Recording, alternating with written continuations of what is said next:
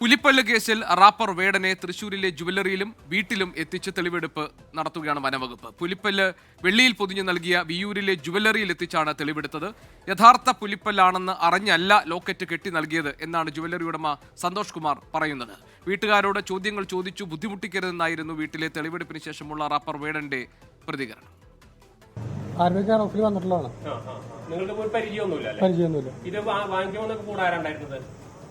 ആളുടെ സുഹൃത്തുണ്ടായിരുന്നു തോന്നുന്നു.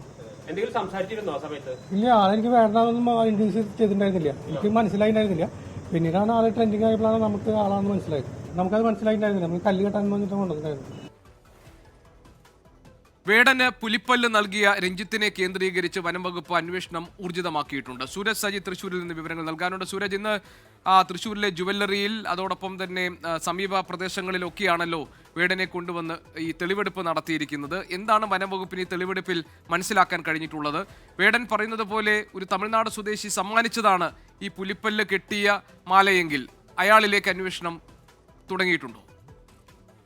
ഗോപികൃഷ്ണൻ, ഈ പുലിപ്പല്ല് നൽകിയ ആളെ കണ്ടെത്തുന്നതിന് വേണ്ടിയുള്ള അന്വേഷണം വനംവകുപ്പ് ഒരു തലക്കലിൽ ഊർജിതമാക്കിയിട്ടുണ്ട്. അതിനിടെയാണ് വിവിധയിടങ്ങളിൽ തെളിവെടുപ്പടക്കം നടത്തിയിരിക്കുന്നത്. ഇന്ന് തൃശ്ശൂരിൽ രണ്ടിടത്താണ് തെളിവെടുപ്പ് നടത്തിയത്. ഒന്ന്, ഈ പുലിപ്പല്ല് ഈ മാലയായി കെട്ടി, അതായത് അത് ലോക്കറ്റാക്കി മാറ്റിയ ജുവലറിയിൽ എത്തിയാണ് തെളിവെടുപ്പ് നടത്തിയത്. ആ ജുവലറി ഉടമയോട് വിശദമായി കാര്യങ്ങൾ തേടുകയും ചെയ്തു. ജുവലറി ഉടമ പറയുന്നത് ഇത് യഥാർത്ഥ പുലിപ്പല്ലാണെന്ന് കരുതിയല്ല താൻ ലോക്കറ്റാക്കിയത് എന്നുള്ളതാണ് പറയുന്നത്.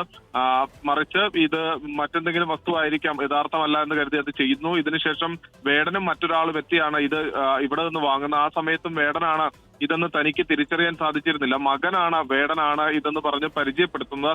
ആ സമയത്ത് മാത്രമാണ് തനിക്കിത് വേടനെ തന്നെ തിരിച്ചറിഞ്ഞത് എന്നുള്ളതാണ് നിലവിൽ വനംവകുപ്പിന് നൽകിയിരിക്കുന്ന മൊഴി. ഇത് അടിസ്ഥാനപ്പെടുത്തിക്കൊണ്ട് ഈ ജുവലറി ഉടമയെ ഈ സാക്ഷിയാക്കുന്ന അടക്കമുള്ള നടപടികളിലേക്കാണ് വനംവകുപ്പ് കടന്നിരിക്കുന്നത്. അതിനുശേഷമാണ് വേടന്റെ വീട്ടിലെത്തിയും തെളിവെടുപ്പ് നടത്തിയത്. ഈ സമയത്താണ് മാധ്യമപ്രവർത്തകരോട് പാവങ്ങളാണ്, വീട്ടുകാരെ ചോദ്യങ്ങൾ ചോദിച്ച് ബുദ്ധിമുട്ടിക്കരുത് എന്ന് വേടൻ പറഞ്ഞു. എന്തായാലും തൃശ്ശൂരിലെ തെളിവെടുപ്പ് പൂർത്തിയാക്കി വേടനെ കോടനാട്ടേക്ക് വീണ്ടും കൊണ്ടുപോവുകയും ചെയ്തിട്ടുണ്ട്. ഗോപികൃഷ്ണൻ. ശരി, സൂരജ് സജിയാണ് വിവരങ്ങൾ നൽകിയത് തൃശ്ശൂരിൽ നിന്ന്.